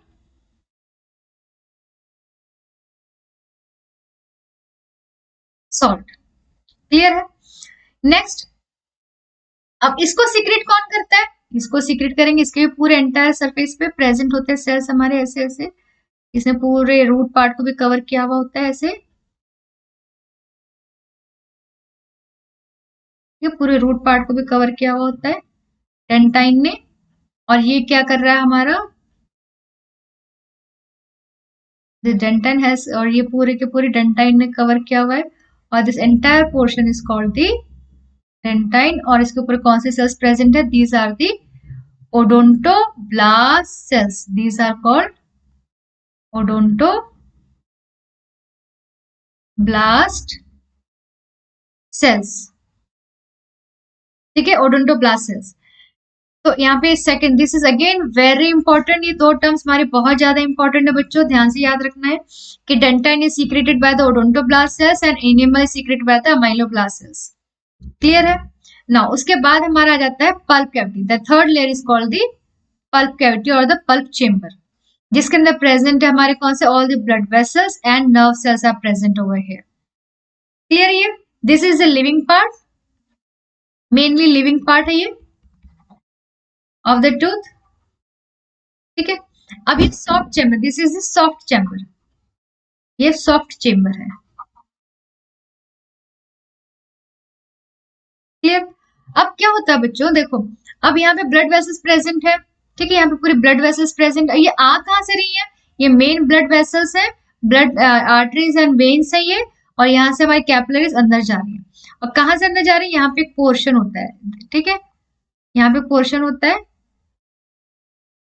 that is called the apical foramen. ठीक है, these are the opening that is called apical foramen. Apical foramen के थ्रू ये हमारे ब्लड वेसल्स है, नर्व सेल्स है, they go inside the pulp chamber. Fine. अब क्या है, अब ये जो रूट पार्ट है हमारे टीथ का, इसको प्रोटेक्शन किसने प्रोवाइड कर रखा है? इसको प्रोटेक्शन किसने प्रोवाइड किया है?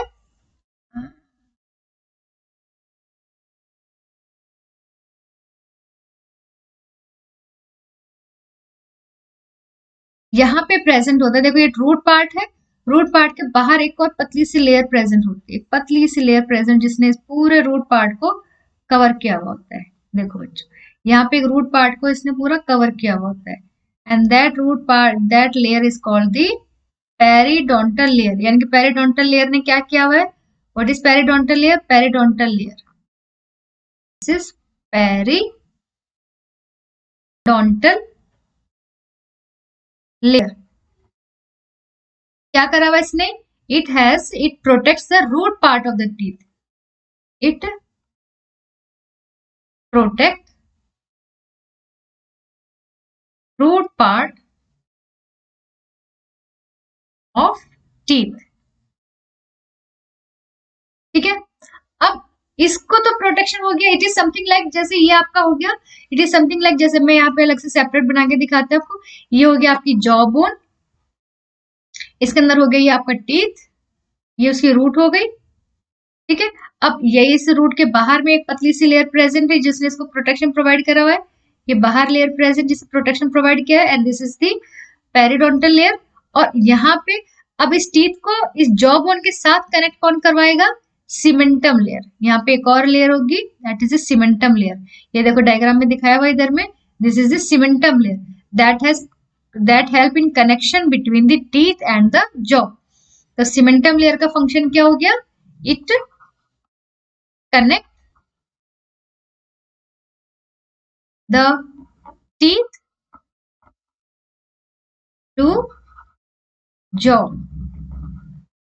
ठीक है बच्चों, चलो this is all about your teeth. Teeth के ये दो लाइन, जो है आपके 3 पॉइंट्स, अमीलोब्लास्ट सेल्स, और के आपके इसका इनेमल का ओरिजिन क्या है? हमारा एक्टोडर्मल। कौन बनाती है इसको? एमिलोब्लास्ट सेल्स। सेकंड लेयर का नाम क्या है? डेंटाइन। कौन से सीक्रेट का, कहां से ओरिजिन है इसका? मेसोडर्म। कौन सेल्स बनाती है? Odontoblast sales. पेरिडोंटल लेयर का काम क्या है? प्रोटेक्ट करना रूट पार्ट को, और सीमेंटम का फंक्शन क्या? कनेक्ट करना टीथ को जॉ बोन के साथ। ये 4 पॉइंट हाईली इंपॉर्टेंट बच्चे, बिल्कुल याद कर लेना अच्छे से इसको। ठीक है, enamel, ectoderm, E for enamel, E for ectoderm, ऐसे याद रख लेना, कंफ्यूजन हो भी जाए। E for enamel, E for ectoderm, यानी कि इनेमल का ओरिजिन क्या है? एक्टोडर्मल। और डेंटाइन तो डीएम से याद हो जाएगा आपको। ठीक है, चलो नेक्स्ट आते हैं। अब टाइप ऑफ डेंटिशन, यहाँ पे मैं कुछ टर्मिनोलॉजीज याद करनी पड़ेंगे पहले हमको। टर्मिनोलॉजीज हमारी क्या है? जैसे कि हो गया मोनोफायोडोंट। मोनोफायोडोंट यानी कि वो टीथ जो अपनी पूरी लाइफ टाइम में एक ही बार अपीयर होते हैं, यानी कि मोनोफायोडोंट। मोनो मतलब वन, यानी कि teeth appear only once in life time. In di, di मतलब टू, डाई मतलब टू, डाइफाइडोन यानी कि teeth appear 2 times in life. हमारी लाइफ में जो दांत हमारे 2 बार आते हैं वो उनको बोलेंगे डाइफाइडोन। फिर आपका हेटेरोडोन, यानी कि डिफरेंट टाइप, हेटेरो मतलब डिफरेंट, यानी कि डिफरेंट टाइप ऑफ टीथ। और फिर होमोडोन, होमो मतलब सेम, यानी कि सेम टाइप ऑफ टीथ। अब आप बताओ हमारा होमोडोन डेंटिशन है या हमारा हेटेरोडोन डेंटिशन है? Same type of teeth.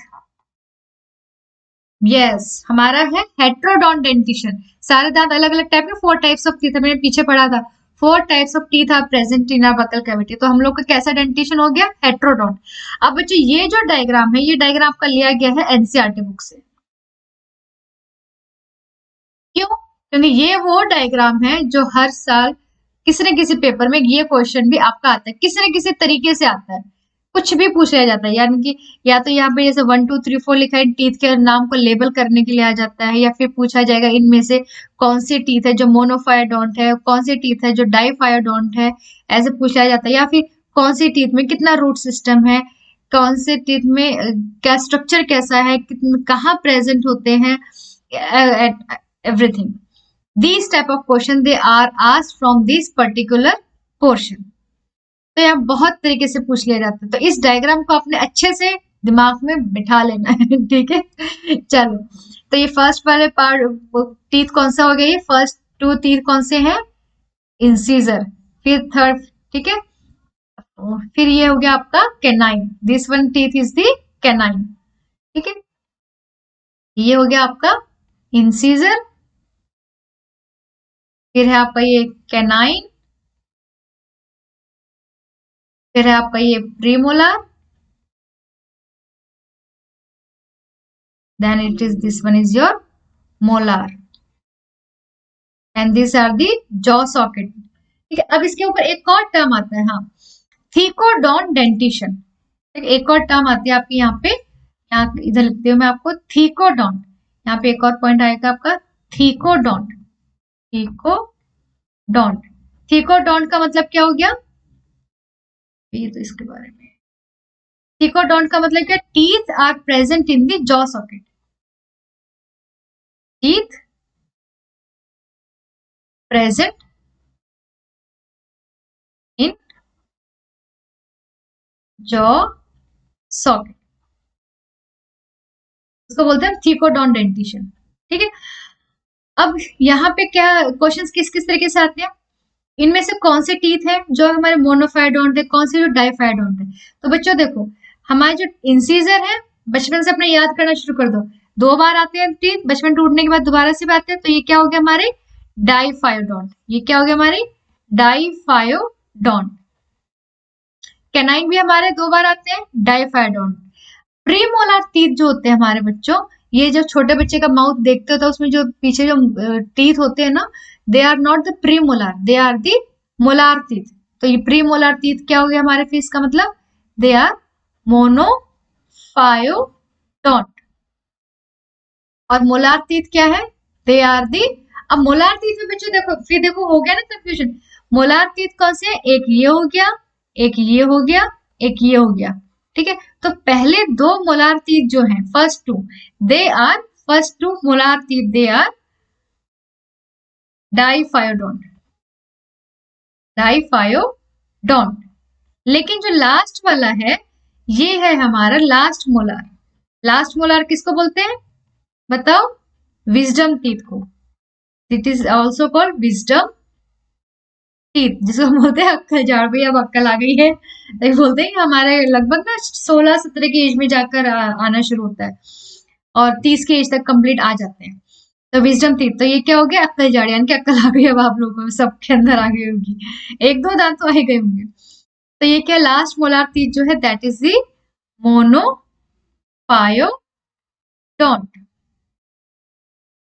ठीक है, ये हो गया हमारा dentition.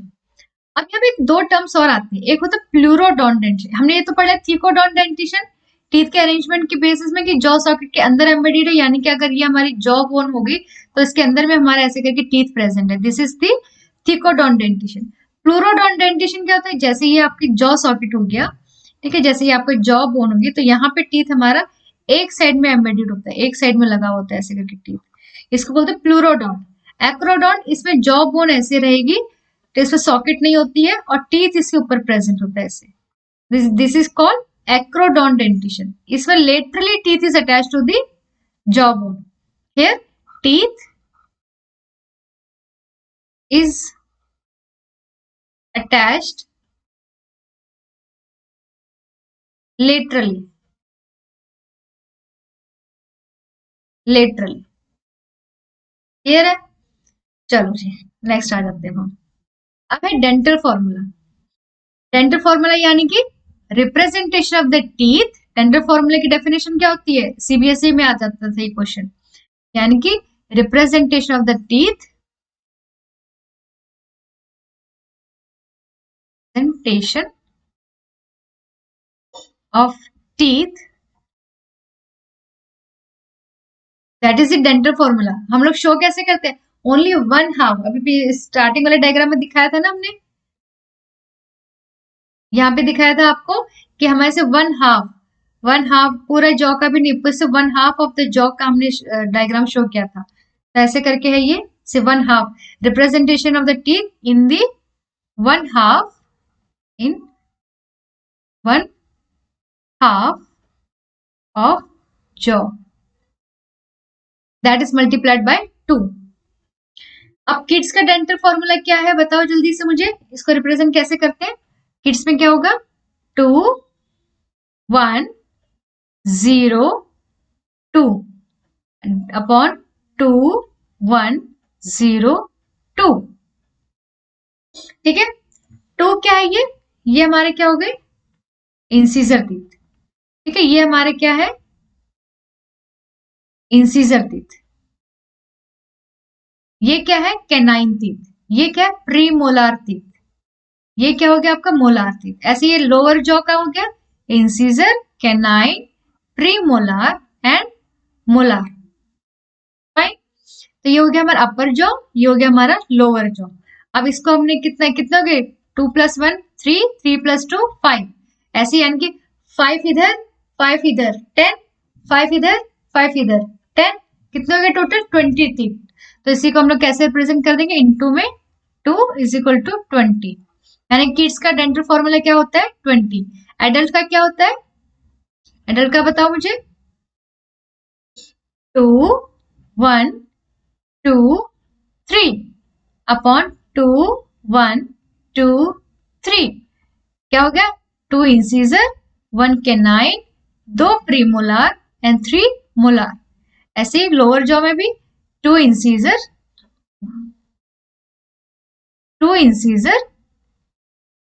1 canine, 2 premolar and 3 molar.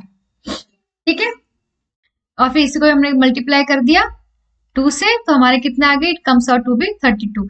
तो आउट ऑफ दिस 32 टीथ, फिर से आपका क्वेश्चन वही आ गया कि 32 टीथ में से कितने टीथ हैं जो आपके मोनोफायडोंट है और कितने टीथ है जो आपके डाइफायडोंट है। सिंपल तरीका, 32 - 20 इज 12। 32 में से 20 गया, कितना बच गया? 12, यानी कि 12 टीथ है हमारे। 12 टीथ क्या होंगे? हमारे मोनोफायोडोंट।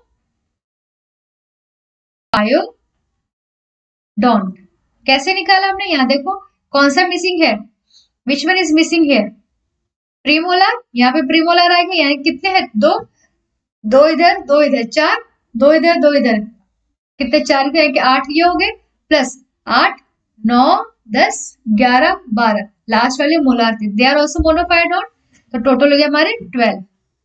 क्लियर हो गया? ये क्वेश्चन बच्चे इंपॉर्टेंट है, कई बार क्वेश्चन पूछा जाता है ये भी, कि dental formula of the kids या dental formula of the adult ऐसे करके पूछा जाता है। तो आपका ये हो गया क्लियर। अब आ जाते हैं रैट के बारे। चूहे का देखे कभी दांत, मुंह आ करके उसका, कभी चूहा पकड़ा है चूहा कभी? रैट का डेंटल फॉर्मूला क्या होता है? 1 0 0 3 अपॉन 1 0 0 3, यानी कि इसके सिर्फ इंसीजर होते हैं आगे के। ठीक है, आगे के 2 दांत है ना, तो हमने तो 1 हाफ लिया, तो सिर्फ इंसीजर और सिर्फ लास्ट में जाकर होते हैं molar.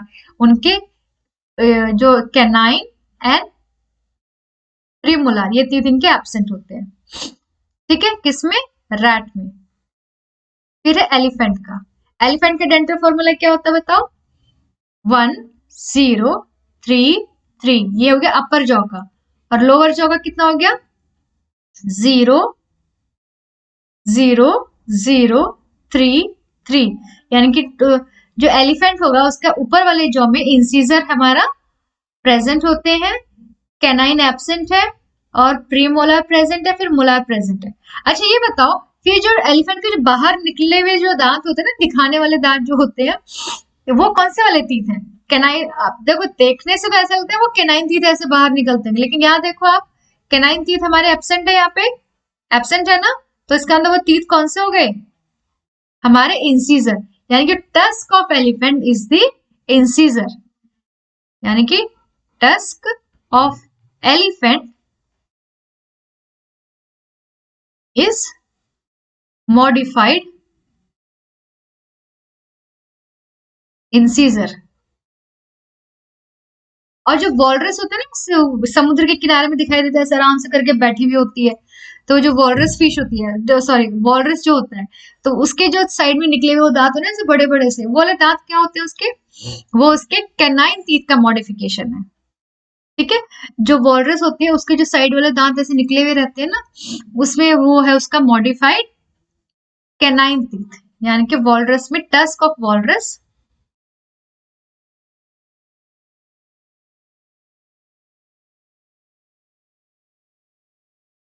Tusk of walrus is modified canine.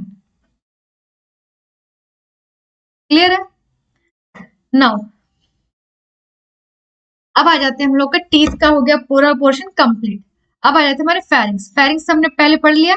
ये देखो फेरिंग्स को भी हमने 3 पार्ट में डिवाइड करा है। ठीक है, pharynx is also divided into 3 parts. जो नेजल कैविटी के साथ कंटिन्यूएशन में दैट इज कॉल्ड नेजोफेरिंग्स। जो ओरल कैविटी के साथ कंटिन्यूएशन में हो गया that is yellow portion. Oral cavity के साथ कंटिन्यूएशन में दैट इज ओरोफेरिंग्स। और फिर जो है आपका हाइपोफेरिंग्स, जो जाकर एंटर किस में कर रहा है, आपकी इसोफेगस के साथ। अब इसमें क्या देखो, हमारी एनसीईआरटी बुक के अकॉर्डिंग देखा जाए तो जो ये हमारा फेरिंग्स है that is a common passage for food and air. लेकिन कई बार जो डिटेल में अगर टीचर पूछना भी चाहे तो उस वाले टाइम पे हम क्या करेंगे, अब यहाँ देखो डायग्राम में आपको नजर आ रहा है ना कि which is a common passage for food and air, this is the oropharynx. Oropharynx is the common passage for food air, common passage for food and air. Clear है? चलो इसके बाद फेरिंग्स के बाद कहाँ जाएगा, एलिमेंट्री कैनाल किस में ओपन अप होती है फेरिंग्स के बाद, now it open into the oesophagus, that is a long tube. Oesophagus के बाद कहाँ जाएंगे, स्टमक में। ठीक है, स्टमक में यानी कि ये हो गया आपका, क्या आ गया आपका ईसोफेगस। ईसोफेगस के बाद हम क्या आ गए, एक बैग लाइक स्ट्रक्चर है, जो कैसा है इसका structure,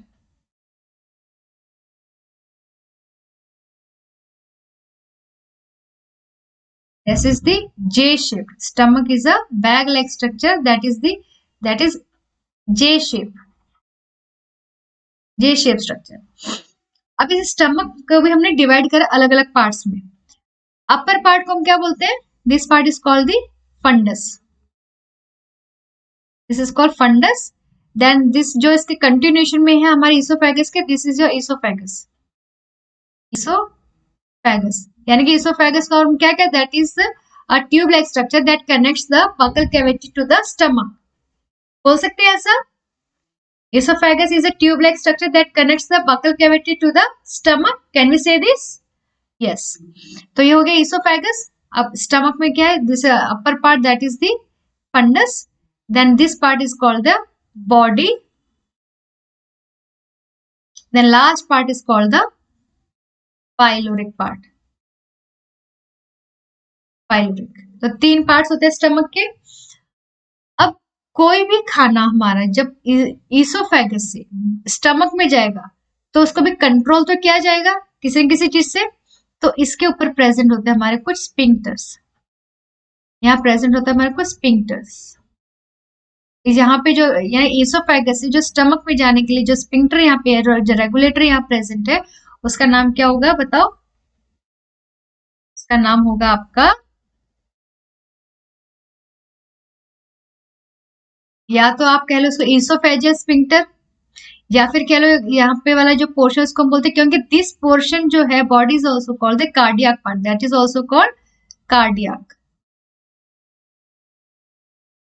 Why it is called cardiac part? Because it is very because this part of the stomach is very close to the heart. इसकी लोकेशन थोड़ा सा हार्ट के नजदीक होती है, इसे इसको हम बोलते हैं कार्डियक पार्ट। अब ये क्या हमारा, अब यहाँ पे इसको हम लोग और क्या कैसे, ईसोफेजियल स्पिंक्टर। और किस नाम से बुला सकते हैं इसको? कार्डियक स्पिंक्टर भी बोल सकते हैं, कार्डियक स्पिंक्टर। और इसको और बोलते हैं कि गैस्ट्रो ईसोफेजियल स्पिंक्टर। गैस्ट्रो मतलब स्टमक, यानी कि ईसोफेगस और स्टमक के बीच में जो कनेक्शन है, के बीच के जंक्शन में जो स्पिंक्टर प्रेजेंट है, तो वो भी कहा जा सकता है इसको गैस्ट्रो ईसोफेजियल स्पिंक्टर। फाइन। अब इसके बाद आ गया हमारा fundus, then body, then pylorus. Pylorus part के ऊपर भी, यहाँ पे भी क्या है, स्पिंक्टर प्रेजेंट होता है, यहाँ पे भी। इसको हम बोलते हैं पाइलोरिक पार्ट के साथ कंटिन्यूएशन में, तो इसको हम बोलेंगे pyloric sphincter. This is called pyloric sphincter. This part is called pyloric sphincter, जहां से ये कनेक्ट होगा किसके साथ? Duodenum part. This is your duodenum.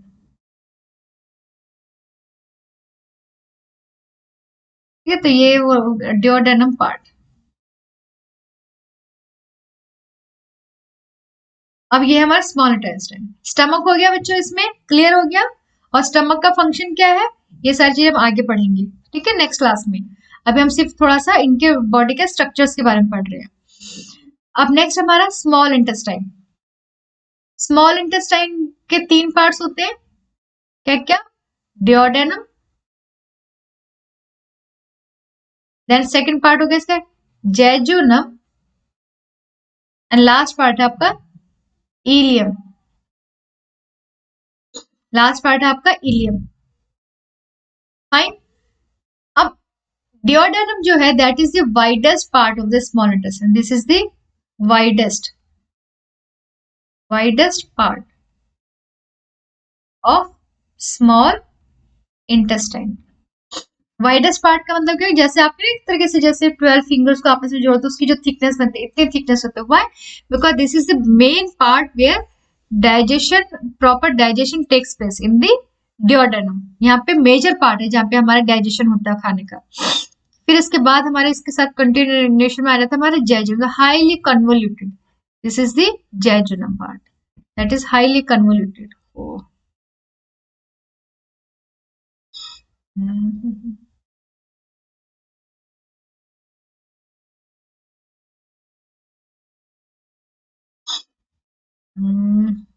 Okay, please.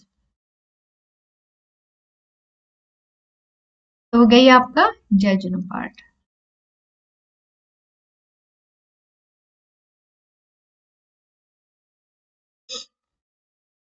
और उसके बाद आपका आ जाता है और ज्यादा हाईली कन्वोल्यूटेड, और भी ज्यादा कन्वोल्यूटेड।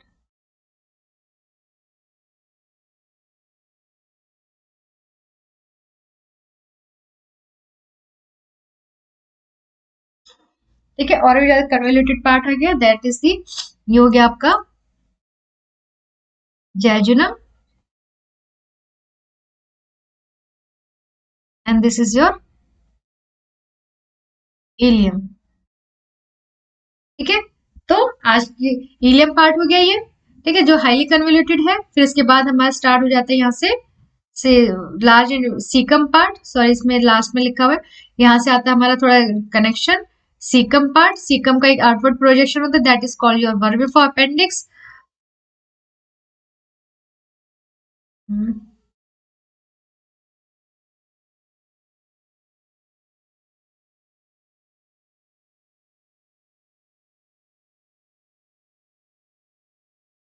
ठीक है, यहाँ पे आ गया आपको ये वर्मिफॉर्म अपेंडिक्स का outer projection, that is called vermiform appendix. इसके बाद आता है इलियोसिकल वेल प्रेजेंट है यहाँ पे। ठीक है, और फिर इसके बाद हमारा स्टार्ट हो जाता है फिर लार्ज इंटेस्टाइन।